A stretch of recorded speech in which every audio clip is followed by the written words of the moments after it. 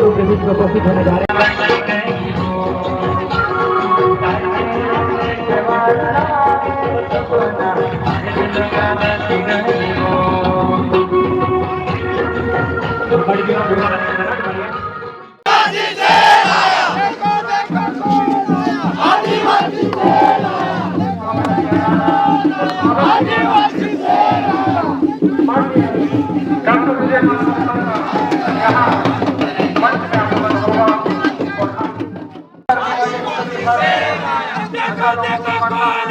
आदिवासी सेना देखो कौन आया आदिवासी सेना भैया शौकर भाई देखो देखो कौन आया शेर आया, देखो देखो कौन आया आदिवासी सेना जय जोहर का नारा है भारत देश हमारा है जय जोहर का नारा है भारत देश हमारा है। हमारे समाज और हमारे समुदाय के बीच में आप अपने विचार व्यक्त करेंगे। डॉक्टर विजय मानेकर एक बार जोरदार करकर धरने के साथ स्वागत करेंगे हमारे मेहमान का। संयुक्त राष्ट्र ने 1994 में पूरे दुनिया के जो 80 देशों में जो आदिवासी है लगभग 50 करोड़ अभी, तो उनके ह्यूमन राइट्स, उनके मानवाधिकारों को सेफगार्ड करने के लिए 9 अगस्त ये अंतर्राष्ट्रीय आदिवासी दिवस होना चाहिए, ये संयुक्त राष्ट्र ने डिक्लेयर किया। तो सबसे पहले मैं 9 अगस्त अंतर्राष्ट्रीय आदिवासी दिवस की सारे गोंडवाना वासियों को, देशवासियों को और दुनिया के तमाम मानवों को बधाई देता हूं, जोहार कहता हूं, जय सेवा कहता हूं। आपके बीच देर से आने का कारण यह है कि भीमपुर में बड़ा प्रोग्राम था और एक्चुअली मैंने डेट भीमपुर के लिए दिया था। तो भीमपुर का बड़ा प्रोग्राम था और आपका भी बड़ा था, मुझे पता चला है अभी, तो मैं दोनों में कंपैरिजन नहीं करूँगा, लेकिन भीमपुर का बड़ा प्रोग्राम था और मुझे बहुत सारी बातें उधर करनी थी। तो इसलिए करनी थी क्योंकि हमारी president of India, honourable president of India Murmu ji जो है, द्रौपदी मुर्मू जी, राष्ट्रपति महोदया ट्राइबल कम्युनिटी से बनी है और प्रधानमंत्री ये कह रहे कि हमने एक आदिवासी को प्रेसिडेंट ऑफ इंडिया बनाया। तो मैं ये देख रहा था कि भाई प्रेसिडेंट ऑफ इंडिया को क्या ये याद है कि आज अंतर्राष्ट्रीय आदिवासी दिवस है। तो मैंने बहुत चेक किया तो मुझे बड़ा आश्चर्य हो गया कि देश के राष्ट्रपति को ये मालूम ही नहीं कि आज 9 अगस्त अंतर्राष्ट्रीय आदिवासी दिवस है। उन्होंने अंतर्राष्ट्रीय आदिवासी दिवस की बधाई नहीं दी है राष्ट्रपति महोदया ने। फिर मैंने देखा कि हमारे देश के प्रधान सेवक जो बहुत बातें करते हैं इधर उधर, जिनको मैं बुद्धू प्राइम मिनिस्टर कहता हूं इंडिया का, कृपा करके कोई बुरा ना माने बीजेपी वाले हो तो, क्योंकि अगर बीजेपी वालों में अगर सही में दम होगा तो उनका पूरा कैबिनेट विजय मान करके आगे बैठा तो 1 घंटे में नेशनल टेलीविजन पे पता चल जाएगा। तो इसलिए मैं उनको, बीजेपी वालों को बुद्धू बोलता हूं। ये बुद्धू जनता पार्टी है, बीजेपी की बुद्धू जनता पार्टी। और मैं आज इसलिए बोलूंगा, खुल के बोलूंगा, क्योंकि अंतर्राष्ट्रीय आदिवासी दिवस, मोहर्रम की बधाई दी प्रधानमंत्री जी ने, दी, अच्छी बात है, कोई बुरी बात नहीं है, लेकिन इतना बड़ा इवेंट है पूरे दुनिया का, ह्यूमन राइट्स का इवेंट है, 50 करोड़ आदिवासियों का इशू है। अरे धरती पर 70% पर्यावरण जिधर है उधर आदिवासी है। अगर आदिवासी नहीं होता तो ये धरती नहीं बचती थी। ये तक ये प्रधानमंत्री को नहीं माना। अब इनको मैं बुद्धू नहीं बोलूं तो क्या बोलूं, बीजेपी वाले बुरा न माने। फिर मैंने देखा कि आपके चीफ मिनिस्टर जो है, क्या बोलते हैं आप प्यार से उनको, मामू मामू मामू, हाँ, तो प्यार से मामू, मैंने देखा मामू को याद आया क्या, तो देखा कि मामू को भी याद नहीं आया, आपके गवर्नर को भी याद नहीं आया। तो मैंने कहा यार ये तो हद हो गई। तो इसलिए मैं इनको बुद्धू जनता पार्टी बोल रहा हूँ। ये बहुत पार्टियों का नाम रखते हैं, मैं भी इनका नामकरण करता हूँ बीजेपी वालों का कभी कभी जो है। मैं कांग्रेस वालों जैसे डरता नहीं हूँ, मैं थोड़ा सा अलग किस्म का लीडर हूँ, क्योंकि मेरा जलवा देखा नहीं अभी इन्होंने। आपने एक स्लोगन लगाया ना, देखो देखो कौन आया, तो मैंने कहा यार ये कहता है मैं गिर का शेर हूँ, ये कहता है मैं गिर का शेर हूँ, मैं कह रहा हूं मैं गोंडवाना का शेर हूं। मैं कह रहा हूं गोंडवाना का शेर हूं। एक बार अगर आपकी माँ ने दूध पिलाया है तो नेशनल टेलीविजन पे एक बार आ जाना और बैठ के डिबेट कर लेना, नरेंद्र मोदी पता चल जाएगा कि किसको ज्यादा आता है। पर आज अंतर्राष्ट्रीय आदिवासी दिवस इंपॉर्टेंट है। आप लोग और एक स्लोगन लगा रहे थे, संविधान की रक्षा कौन करेगा, हम करेंगे हम करेंगे। पर आपको एक महत्वपूर्ण बात मैं बताना चाहता हूं, क्योंकि मैं देश का सबसे विद्वान लीडर हूं। मेरी लाइब्रेरी देश की 3 सबसे बेहतर लाइब्रेरी में है और 2024 में शायद मैं संसद में चुनकर जाऊंगा। और दुनिया की ऐसी कोई चीज नहीं है जो विजय मानकर को मालूम नहीं है। इंडिया में पढ़ाई लिखाई में मेरा हाथ कोई नहीं पकड़ सकता। मेरी शक्ति ज्ञान की शक्ति है, बुद्धि की शक्ति है, कलम की शक्ति है। और फरसा पेन, पड़ा पेन, बुधाल पेन, हुजूर पेन, मरार बोंगा यानी प्रकृति की शक्ति है। किसकी शक्ति है? प्रकृति की शक्ति है। तो बुद्धि की शक्ति, ज्ञान की शक्ति, कलम की शक्ति, प्रकृति की शक्ति जो मैंने आदिवासियों से समझी है और साइंस को बहुत ज्यादा समझा है आगे तक। आज साइंस की बात नहीं करूंगा ज्यादा, लेकिन साइंस को बहुत ज्यादा समझा है आगे तक। तो ये मेरी शक्ति है। 2024 में आपका अगर आशीर्वाद रहा, आप लोगों ने मेरी बात को सच्चे से समझा और मुझे साथ दिया और वोट दिया। क्या दिया? वोट दिया। तो 2024 में मैं संसद में जाऊंगा और जिस दिन मैं संसद में जाऊंगा, कसम से बता रहा हूं, आज से रिकॉर्ड कर लीजिए, बीजेपी वालों को हेमा मालिनी और माधुरी दीक्षित का डांस करवाऊंगा। किसके बेस पर?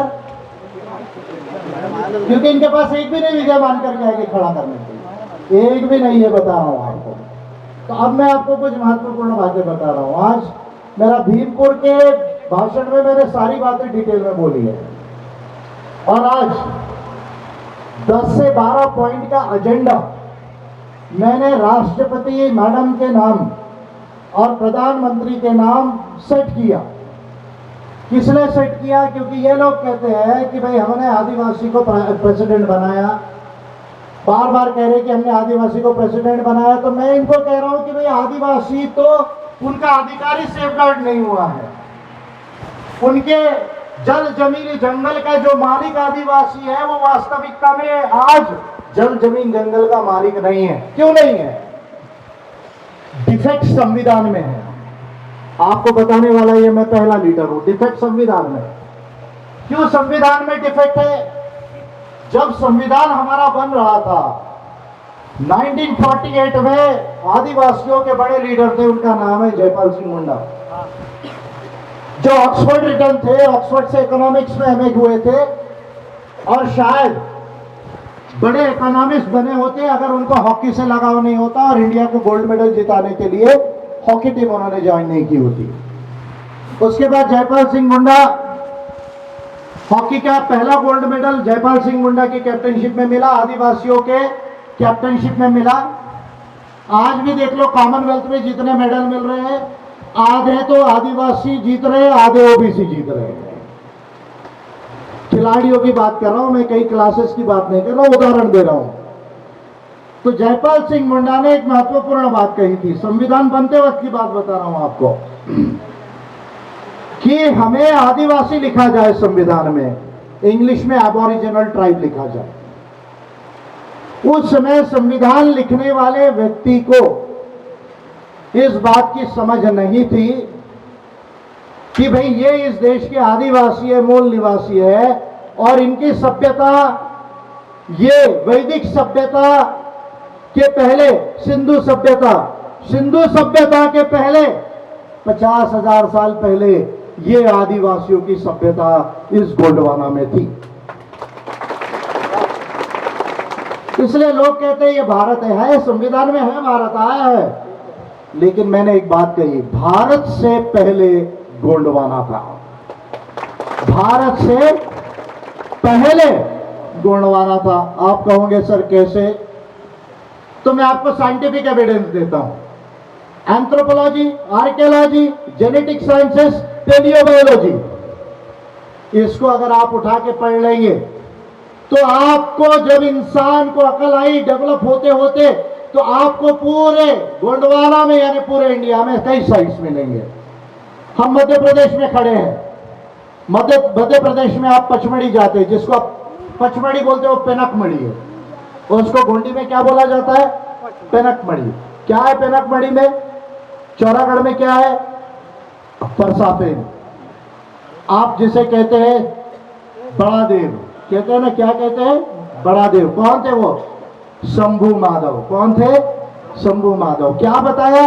त्रिमंदसूल सरिते, त्रिमंदसूल सरिते यानी बॉडी, माइंड एंड मैटर का हार्मोनी प्रकृति में कैसे है, ये बताने वाले पहले लीडर 5000 साल पहले नहीं, 50,000 साल पहले। कितने हजार साल पहले? कौन थे? आदिवासी थे।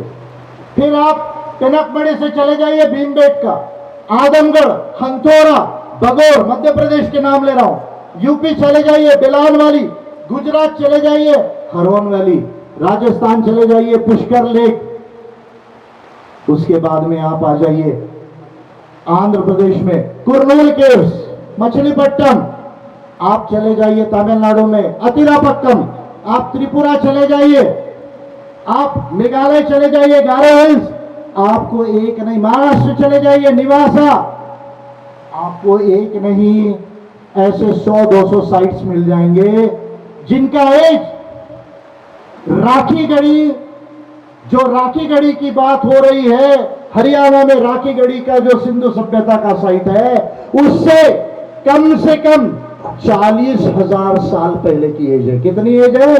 40,000 साल, यानी आज से लगभग 50,000 साल पहले ये आदिवासी, ये पहला इंसान था जिसने समझा कि ईश्वर नहीं है, आत्मा नहीं है, जो कुछ है प्रकृति है और इंसानियत है, और प्रकृति और इंसानियत के साथ जो पहला समाज सत्य हुआ वो दुनिया का आदिवासी है, वो गोंडवाना का आदिवासी है। तो जब जयपाल सिंह मुंडा ये कह रहे थे कि हमें एबोरिजिनल ट्राइब लिखो, हमें आदिवासी लिखो, उस समय में संविधान लिखने वाले ने इस बात को नकारा। अब उनको कितनी समझ थी ये मैं जरूर सवाल उठाऊंगा, क्योंकि उनको एंथ्रोपोलॉजी नहीं मालूम थी, प्री हिस्ट्री नहीं मालूम थी, इसलिए सवाल मैं जरूर उठाऊंगा। यदि संयुक्त राष्ट्र संघ नहीं होता, यदि अच्छे से ध्यान में सुनिए, यदि संयुक्त राष्ट्र संघ नहीं होता तो दुनिया के अंदर दुनिया के लोग ये कहते थे कि नहीं ये आदिवासी ये तो प्रगत नहीं है, इनको समझ नहीं है। ये दुनिया के लोगों की सोच थी जो शहरों में आ गए, उनकी ये सोच थी कि आदिवासी को समझ नहीं है, ये प्रगत नहीं है पूरे दुनिया में। यहां तक कि गांधी जी ने भी आदिवासियों को गिरिजन माना, और ये आरएसएस बीजेपी के लोग वनवासी कहते थे कुछ दिनों तक के। अरे भाई, आप जिनको वनवासी कह रहे हो वो तो यहाँ के मूल निवासी है, वो तो यहाँ के आदिवासी है, वो तो वो है जिन्होंने गोंडवाना को बनाया। Indian history, culture, pre history को जाके देखो। तो संयुक्त राष्ट्र संघ में 1994 में इस बात को माना कि नहीं ये दुनिया के सबसे प्रगत लोग हैं। आप चले जाइए ऑस्ट्रेलिया चले जाइए, प्यूर्टो चले जाइए, आप अफ्रीका चले जाइए, आप मेसो अमेरिका चले जाइए, आप दुनिया में कहीं पर भी चले जाइए, आपको हर जगह अभी एंथ्रोपोलॉजी में, प्री हिस्ट्री में, जेनेटिक साइंसेस में, पेलियोबायोलॉजी में क्या मिल रहा है? ये मिल रहा है कि लोकतंत्र के उदय का प्राथमिक अगर उदय कहीं है तो वो आदिवासी समाज में है। कहां पर है? स्त्री पुरुष समानता का कहीं पर अगर जीता जागता प्रतीक है तो वो कहां है? आदिवासियों की सभ्यता में है। सब मिल बांटकर समानता से रहना है, ये अगर कहीं संकल्पना है तो वो कहां है? किसके साथ, किसके समाज में है? बोलिए जल्दी। आदिवासी के समाज में। और पर्यावरण को धरती पर किसने जिंदा रखा? आदिवासी। और ये लोग कहते कि इनको तो जल जमीन जंगल से हम निकालेंगे। क्या कहते हैं? जल जमीन जंगल से निकालेंगे। पहले कहा कि संविधान में ये आदिवासी नहीं है, अबोरिजिनल नहीं है, पहली गलती की संविधान लिखने वालों ने। और बाद में जब संयुक्त राष्ट्र ने ILO कन्वेंशन 169 को बनाया, पूरे दुनिया के लोगों ने माना, कंट्रीज ने साइन किया, उसके उस समय बुरा मत मानिए, कांग्रेस सरकार थी। तो आज राहुल गांधी जी को याद आई, मैं उनको बधाई देता हूं। कम से कम प्रधानमंत्री मोदी से राहुल गांधी तो अच्छे हैं, उनको याद तो आई कि आज अंतर्राष्ट्रीय आदिवासी दिवस है, आज याद आई है। पर वो याद विजय मानकर की वजह से आ रही है, बहुत लोगों को मालूम नहीं है। और शायद विजय मानकर नहीं होते तो आज द्रौपदी मुर्मू भी प्रेसिडेंट ऑफ इंडिया नहीं बनी होती, ये बात भी बहुत लोगों को मालूम नहीं है। क्योंकि आदिवासियों का एजेंडा इंडिया में ऊपर लाने वाला 2013 से और उसके पहले 2008 से, यदि कोई एक लीडर हो तो वो आपके आगे खड़ा हुआ है। नहीं तो 2008 और 2013 में आदिवासी की बात कोई करता नहीं था, केवल वोट लेके भूल जाते थे। लेकिन मैं आज कह रहा हूं कि मैं इंडिया को, भारत को ग्रेट गोंडवाना बनाऊंगा। मैं इंडिया को ग्रेट गोंडवाना बनाऊंगा। तो क्या करने की जरूरत है? संविधान में इसका समाधान नहीं है। आप जो स्लोगन लगा रहे हैं ना, ठीक है, लगाने के लिए संविधान को रिस्पेक्ट करो, मैं वो नहीं कहता हूं, लेकिन संविधान में इसका समाधान नहीं है। इसका समाधान है अंतरराष्ट्रीय कानून में, इंटरनेशनल लॉ में। दो आपको इंटरनेशनल कानून कोट करता हूं, जिसको अभी तक भारत सरकार ने साइन नहीं किया। ILO convention 169 and universal declaration of rights of indigenous people 2007 क्या कहती है? ये दो कानून क्या कहते हैं? अच्छे से ध्यान दीजिए। Land, territories, resources, culture and self identification, this 5 rings this international law is saying. What it is saying?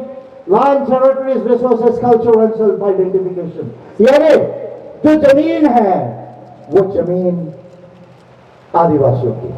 Territory यानी जो क्षेत्र में रहते हैं वो टेरिटरी किसकी है? आदिवासियों की है। रिसोर्सेस, वन संपदा, खनिज संपदा, ये किसकी है? आदिवासियों की। कल्चर यानी उनकी जो कल्चर है, जैसे आप कहते हैं हम प्रकृति को मानते हैं, हमारे टोटेम्स है, कोया पुनेम है, सरना है, डोनी पोलो है, ये कल्चरल आइडेंटिटी थी आदिवासियों की, ये आदिवासियों का अधिकार है। एंड सेल्फ आइडेंटिफिकेशन है। बताएं शॉर्ट में यदि मैं कहूं तो जल, जमीन, जंगल का मालिक कौन है? ये आप मुझे बताइए। आपकी आवाज सुन के मुझे कॉन्फिडेंस नहीं आ रहा है। आदिवासी। जल, जमीन, जंगल का मालिक कौन है? आप बताइए। जल, जमीन, जंगल का मालिक कौन है? जल, जमीन, जंगल का मालिक कौन है? फिर अभी मैं आपको एक बात बताता हूँ, आदिवासी अमीर है या गरीब है देश में? अमीर। कैसे? आदिवासी गरीब है। आज के तारीख में बताइए आप। वो तो दिल से अमीर है, संस्कृति से अमीर है, पर पैसे में अमीर है क्या? बताइए। पैसे से अमीर नहीं, दिल से अमीर है। तो अभी मैं आपको एक फॉर्मूला देता हूँ और ये काम मुझे करना है। और मेरी बैग नहीं, बारिश में मैं आया हूं, नहीं तो मैं आपको बताया रहता, सारा डॉक्यूमेंट गाड़ी में है। अच्छे से ध्यान में सुनिए। आदिवासी जिधर रहते हैं इंडिया में, उधर 200 ऐसे जिले हैं जहां माइंस है। जिधर आदिवासी रहते हैं वहां इंडिया की 70% खनिज संपदा है। कितनी परसेंट? 70%। अगर मैं पैसे के हिसाब से बताऊं, 1000 लाख करोड़ रुपया, 1000 लाख करोड़ रुपया। मैं पहला लीडर हूं इंडिया का जिसने संसद को 2 बिल बना के दिया। अभी वो कॉपी मेरे बैग में है। 2 बिल बना कर दिया। क्या वो बिल है? कि ये खनिज संपदा में कम से कम 15-20% शेयर होल्डिंग राइट आदिवासियों को मिलना चाहिए। कितना परसेंट कह रहा हूं? कम से कम। कितना कह रहा हूं? 15।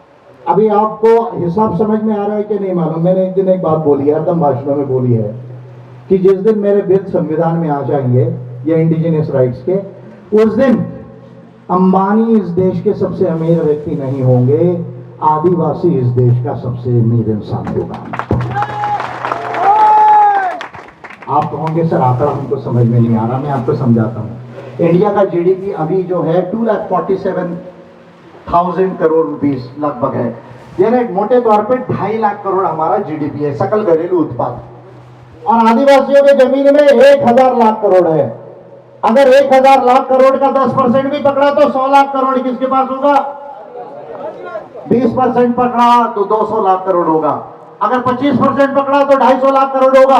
यानी आज इंडिया में जितना पैसा नहीं है उतना पैसा आदिवासियों को आ सकता है।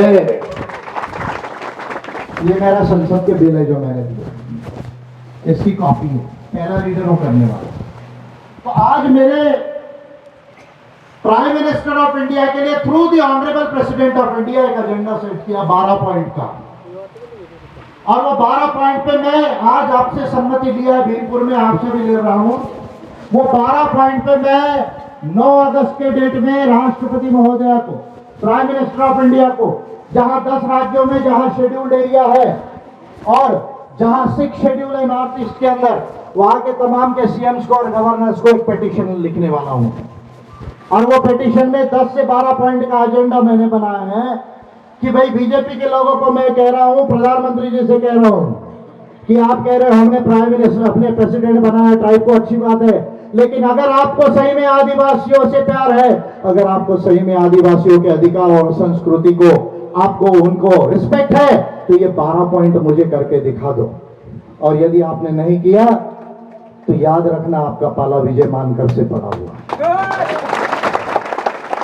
मैं आपको 24, 29, 34 जब तक ये काम नहीं होता, 20 साल मुझे कुछ नहीं होने वाला है, और 20 साल तक मैं इतना डांस कराऊंगा आपको, इतना डांस कराऊंगा, जब तक इंडिया गोंडवाना नहीं बन जाता मैं तुमको डांस कराऊंगा इंडिया के अंदर।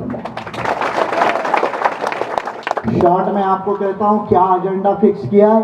एक, भारत के संविधान में जो डिफेक्ट है उसमें संशोधन किया जाए, वो संशोधन करके जल, जमीन, जंगल और संस्कृति का मालिक आदिवासियों को बनाया जाए इन द कॉन्स्टिट्यूशन। पेशा लॉ इज नॉट सफिशिएंट, पेशा कानून अपने आप में सफिशिएंट नहीं है, वो भी संसद को बहुत देर से याद आया। अभी हमारे संसद, मैं उनका रिस्पेक्ट करता हूं, कल मैं भी संसद चले जाऊंगा, लेकिन हमारे संसद पढ़ते लिखते कम है और रोड पे ज्यादा खड़े हो जाते हैं, और इसके वजह से जब वो संसद जाते हैं तो ये भूल जाते हैं कि संसद में तो रोड का स्लोगन काम में नहीं आता, यहां तो पढ़ लिख के कलम चलाना पड़ता है, बुद्धि चलाना पड़ता है और बात करना पड़ता है, ये भूल जाते हैं। हमारे एमपी जो है, मैं, मुझे मालूम है 750 एमपी जो है वो कैसे है, मैं जानता हूं, उनका रिस्पेक्ट करता हूं, लेकिन यदि आप मुझे पूछोगे तो इंडिया में 25 भी एमपी नहीं है जिनको इंडिया में क्या करना है ये ठीक से मालूम है, 25 भी नहीं है। अरे मोदी इतना बात कर रहे हैं, अगर सही में तुमको अकल होती तो आज इंडिया चाइना और अमेरिका के बराबर खड़ा होता था। कहां खड़ा होता था? चाइना और अमेरिका के बराबर में, आगे नहीं तो कम से कम उनके आसपास खड़ा होता था। तुमको अकल नहीं है। आज महंगाई है, बेरोजगारी है, सारे इश्यू में बाद में बोलूंगा, आज मैं केवल आदिवासी के एजेंडे पे बोल रहा हूं। क्या एजेंडा है? पहला है कॉन्स्टिट्यूशन ऑफ इंडिया को अमेंड किया जाए, उसमें जो है ये अधिकार लाए जाए। दूसरा, पेशा लॉ को अमेंड किया जाए, सेक्शन 4O में जो कहा गया है कि 6 शेड्यूल का मॉडल आना चाहिए जिले लेवल पर, 5th शेड्यूल एरिया में, उसको लाया जाए। कॉन्स्टिट्यूशन के आर्टिकल 243 ZC जो कहती है कि भाई शेड्यूल्ड एरिया में अगर शहर बन रहे हैं तो वो शहर में म्युनिसिपैलिटीज ना बनाई जाए, वहां पर 5th शेड्यूल के हिसाब से जो है उसको मॉडल बनाया जाए, ताकि अनुसूचित क्षेत्रों में जो गैर अनुसूचित क्षेत्र बनाए जा रहे हैं शहरीकरण करके, उससे आदिवासियों को जो बेदखल किया जा रहा है उसमें आदिवासियों के अधिकार मिले।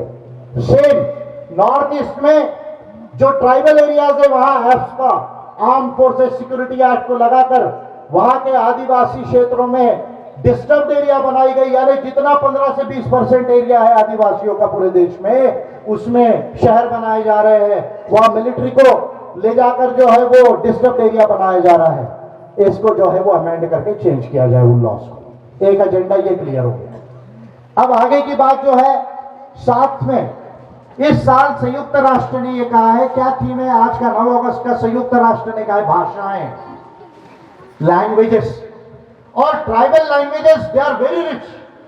Tribal language they are the most ancient languages. जब इंसान प्रकट हुआ 70,000 साल पहले, जब इंसान को अकल आई, उसके बाद जब 50,000 साल लगभग, जिसको अपर पैलियोलिथिक रेवोल्यूशन कहा जाता है आर्कियोलॉजी के भाषा में, प्री हिस्ट्री के भाषा में अपर पैलियोलिथिक रेवोल्यूशन कहा जाता है, कल्चरल एफलोरेसेंस कहा जाता है। आप ये भिनबीट का चला जाइए, ज्यादा दूर मत जाइए, आपको पेंटिंग मिलेगी, कितने साल पुरानी है, कम से कम 25,000 साल पुरानी है भीमबेटका के अंदर में। आप पूरे यूरोप में चले जाइए, वर्दी वाली चले जाइए, फ्रांस चले जाइए, ज्यादा दूर नहीं, आप पेनकमढ़ी के पहाड़ों में हर साल जाते हैं लाखों की मात्रा में। किसी दिन गुफा में जाइए और गुफा में देखिए, वहां पर आपको पेंटिंग मिलेगी, उसका फोटो खींचकर रिकॉर्ड बनाइए, वो इंपॉर्टेंट है पेनकमढ़ी के अंदर का। आपको ये दिखेगा कि ऐसे देश में 100 के ऊपर 150 के ऊपर साइट्स है जो सिंधु सभ्यता के पहले के, जिसको प्री हिस्टोरिक साइट्स बोला जाता है। आर्कियोलॉजी का लॉ को अमेंड करके ये तमाम साइट्स को इंडिया के pre historic indigenous sites of India करके डिक्लेयर किया जाए, ये एक एजेंडे का पार्ट है। मैं मेन पॉइंट आपको बता रहा हूं। भाषाएं, गोंडी को 40 लाख से ऊपर लोग इंडिया में गोंडी बोलते हैं, 90 लाख से ऊपर लोग भीली बोलते हैं। संस्कृत केवल 16,000 लोग बोलते हैं। कितने लोग बोलते हैं? संस्कृत 8वीं अनुसूची में है। गोंडी और आप अगर भीली देखेंगे तो 8वीं अनुसूची में नहीं, केवल संताली एक ही आदिवासियों की भाषा 8वीं सूची में है। तो ये भाषाओं को 8वीं अनुसूची में लाया जाए, पूरे आदिवासियों की जो भी है इंडिया में महत्वपूर्ण भाषा है, और उनको कल्चरल लैंग्वेजेस डिक्लेयर किया जाए, ये एक एजेंडे का पार्ट है।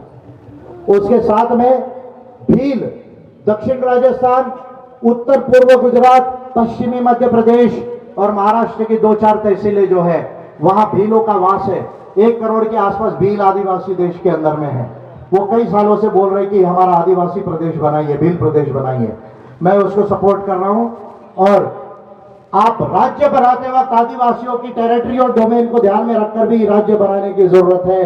अगर ऐसा किया जाए तो 3 से 4 आदिवासी राज्य नए बन सकते हैं इंडिया के अंदर में।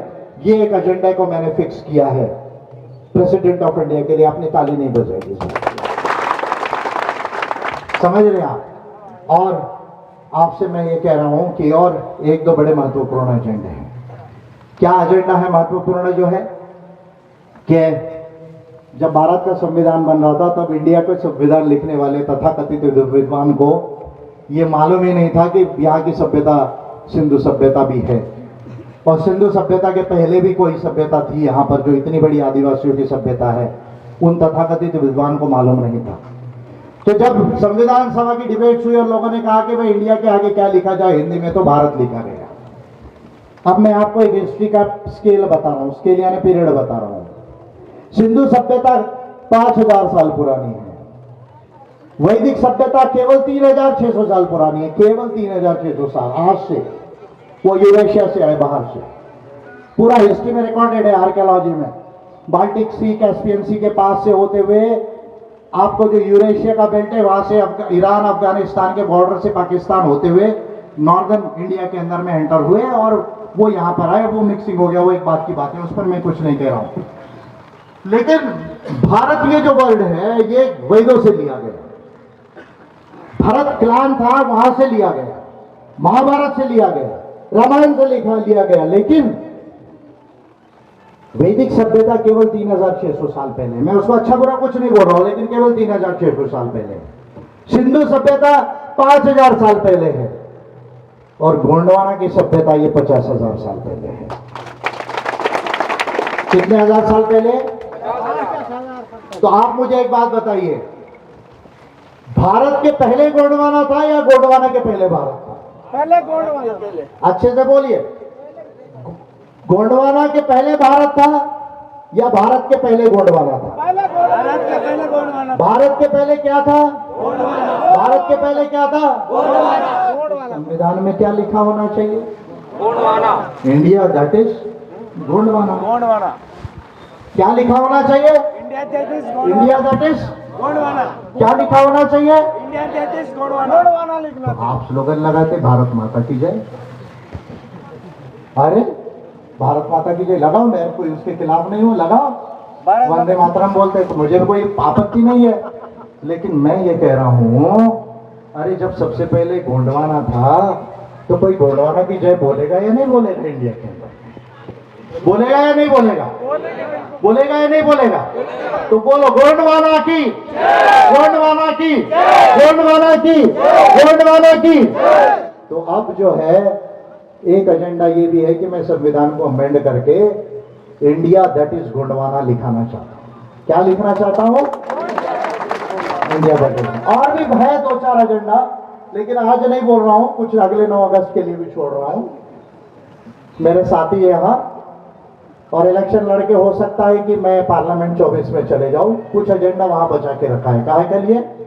24 के लिए। और भी कुछ एजेंडा है मेरे माइंड में आदिवासियों का, क्योंकि आदिवासियों को मैं इसलिए सबसे ज्यादा मानता हूं क्योंकि पूरे दुनिया में आदिवासी ने कहीं चोरी नहीं की, कहीं डाका नहीं डाला, कहीं महिलाओं का शोषण नहीं किया, कहीं किसी को तकलीफ नहीं दी, खुद तकलीफों में रहा जंगल पहाड़ों में, लेकिन प्रकृति और मानवता के साथ रहा। इसलिए मैं आदिवासी समाज को दुनिया का और देश का सबसे अच्छा समाज मानता हूं। तो इसलिए आप जो हिंदुत्व की बात करते हैं, वो हिंदुत्व आपका बहुत जूनियर है मोदी जी और भागवत जी। आपका हिंदुत्व जो है वो बहुत जूनियर है इंडिया में, और उसमें बहुत सारी कमियां हैं, उस पर आज मैं बात नहीं करना चाहता हूं। लेकिन इंडिया को मुझे ग्रेट गोंडवाना बनाना है। क्या बनाना है? इंडिया को क्या बनाना है? रात को मैं जाऊंगा, लिखना चालू करूंगा। 9 अगस्त के डेट में मैं पिटीशन बनाऊंगा प्रेसिडेंट ऑफ इंडिया के नाम से, और प्राइम मिनिस्टर और बाकी चीफ मिनिस्टर्स और गवर्नर्स को दूंगा। और ये 10-12 पॉइंट का एजेंडा मैं तब तक नहीं छोड़ूंगा इंडिया में जब तक ये काम पूरा नहीं होता। अब आप मुझे बताइए ये काम होना चाहिए या नहीं होना चाहिए? आप मुझे बताइए ये काम होना चाहिए या नहीं होना चाहिए? आपको 1000 लाख करोड़ में कम से कम 20% का शेयर चाहिए या नहीं चाहिए? अगर चाहिए तो इतने धीरे मत बोलो, क्योंकि हमारे प्रधानमंत्री को थोड़ा कम सुनाई आता है। क्या सुनाई आता है? कम सुनाई आता है। वो हमारे प्रधानमंत्री की गजब की चीज है, केवल मन की बात करते हैं। क्या करते हैं? मैंने एक दिन बोला यार कभी अकल की बात भी तो कर लिया करो, कभी अकल की बात भी कर लिया कर। कुछ भी बोलता है India is the mother of democracy. अरे भाई बोलना ही था तो बोलना था। Aboriginal Australia, Gondwana and Greece is the mother of democracy बोलना था। करेगा क्या बेचारा? पढ़ा लिखा कर, मैं डिग्री विग्री है नहीं, पढ़ाई लिखाई करता नहीं, इधर उधर जाके स्लोगन लगाता है। और विजय मानकर जैसा कोई लीडर दिख जाता तो मन की बात चुप हो जाती है, बाद में मौन व्रत धारण कर लेते। बात करने का करेज नहीं है। डेमोक्रेसी में तो बात होती है, तो इनको डिबेट डिस्कशन करने की इनकी कुव्वत नहीं है, इनमें कैपेसिटी नहीं है। ये बुद्धू जनता पार्टी है। कौन सी पार्टी है? बुद्धू जनता पार्टी। बोल देना आज आया मानकर साहब, पूरे मध्य प्रदेश से बोल रहा हूँ, शिवराज सिंह चौहान को बोल देना। और केवल बोल नहीं रहा हूँ, 23 के चुनाव में यहाँ लड़वा रहा हूँ, 24 में लड़वा रहा हूँ, और यहाँ पर जो तो आप लोगों ने किया ना उसको आपको बैलेंस करूंगा यहाँ पर मैं मध्य प्रदेश के अंदर। मैं बोल देना, समझ रहे हैं? आप भी संदेश दे देना उधर में, ऊपर में, समझ रहे? बहुत कुछ हो सकता है मध्य प्रदेश में। इनकी सरकार 23 में चेंज हो सकती है। वो तो उद्धव जी को मालूम नहीं था कैसे इसको किया जाता है, तबीयत खराब थी, अदरवाइज वहां सरकार नहीं जाती थी। महाराष्ट्र में भी नीतीश कुमार देखो क्या कर रहे हैं, समझ रहे हैं? इनको टैकल करने के बहुत फॉर्मूले हैं। इनको अकल है ऐसा नहीं है, अकल सब लोगों को है, आता है, लेकिन कुछ एक्शन लेना पड़ता है। तो आज मैं पॉलिटिक्स पे ज्यादा बात नहीं करूंगा, लेकिन ये काम करने के लिए मेरा गोंडवाना के साथियों, मेरे गोंडवाना समाज के लोगों, देश के आदिवासियों, देश के बाकी सुजान साथियों, ये काम जब तक संविधान में नहीं होगा, बाकी पैसा लॉ अमेंड नहीं होगा, पैसा रूल्स नहीं बनेंगे, MMDRA act 1957 and DMF rules amend नहीं होंगे, फॉरेस्ट राइट्स एक्ट अमेंड नहीं होगा, पंचायती राज अधिनियम अमेंड नहीं होंगे, लैंड रेवेन्यू कोड अमेंड नहीं होगा, लैंड एक्विजिशन एक्ट 2013 को ठीक से अमेंड नहीं किया जाएगा, और भी पेरिफेरल सब्सिडरी लॉस को जब तक अमेंड नहीं किया जाएगा, और ये नीति को जब तक संविधान के माध्यम से जो संयुक्त राष्ट्र ने आईएलओ कन्वेंशन में कहा 169 और universal declaration of rights of indigenous people 2007, और उसमें कई और राइट्स को मैंने जोड़ के पूरे दुनिया का स्टडी करके लाया है, ये काम जब तक नहीं होगा तो मैं दुख से आपके बीच में मैं लेट आया। लेकिन भीमपुर का प्रोग्राम यदि मैं उसको ही डेट दिया था, अगर वहाँ का प्रोग्राम नहीं होता तो शायद मैं यहाँ बहुत पहले आता था और आप लोगों को और भी गाइड करता था। लेकिन कोई बात नहीं, बैतूल जिले में और बड़ा प्रोग्राम करने की तैयारी कीजिए और लोकसभा का सांसद एक मेरे विचारों वाला जिताने की कोशिश कीजिए। किसके विचार का बनाना है? अभी कौन सांसद है आपके बैतूल पार्लियामेंट के? क्या नाम है उनका? उइके जी। अच्छा, उइके जी ने कभी ऐसी बात बताई क्या? अच्छा, ऐसा कोई बिल दिया क्या संसद को? अभी कभी ऐसा पिटीशन दिया क्या? तो ठीक है, आदिवासी है कोई बात नहीं, पर आपको ऐसे आदिवासी चाहिए जो ये आदिवासी के अधिकारों को और संस्कृति को सुरक्षित कर सके, इंडिया को ग्रेट गोंडवाना बनाना चाहिए, या ऐसे आदिवासी चाहिए जो बीजेपी में जाके मुंह बंद कर लेते हैं? कैसे आदिवासी चाहिए आप बताइए मुझे। बोलने वाला कैसा आदिवासी चाहिए? बोलने वाला, करने वाला, सोचने वाला, लिखने वाला और इंडिया को बदलने वाला, ऐसा आदिवासी जो है। क्योंकि बदलाव आता है, किससे बदलाव आता है? मैं बार बार कहता हूं, बदलाव आता है, बदलाव आता है बुद्धि चलाने से। किससे बदलाव आता है? बुद्धि चलाने से। बदलाव आता है कलम चलाने से, और बदलाव आता है बटन दबाने से। किससे आता है? 3 चीजें ध्यान में रखो। ईवीएम को बदलना है, वो बात का एजेंडा है, लेकिन बैलेट से लाना है चुनाव, उसके लिए भी मैंने 10 बिल दिए। फिर भी मैं कह रहा हूं, अभी के लिए याद रखो, बदलाव आता है बुद्धि चलाने से, कलम चलाने से और बटन। तो इस बात को आप ध्यान में रखिए और अपनी महान सभ्यता को ध्यान में रखिए। इंडिया को ग्रेट गोंडवाना बनाना, ये 12 एजेंडे को पूरा करना है।